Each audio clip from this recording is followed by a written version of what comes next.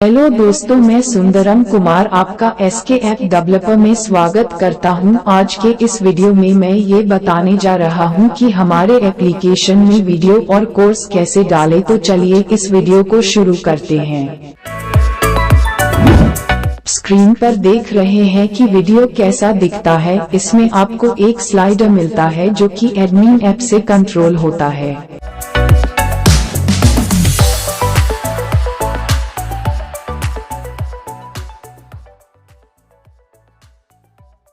जैसा कि आप स्क्रीन पर देख रहे हैं कि कोर्स कैसा दिखता है, ये भी एडमिन ऐप से कंट्रोल होगा। इसमें यूजर्स अपना सारा डिटेल टीचर को भेजेगा और कोर्स खरीद पाएगा।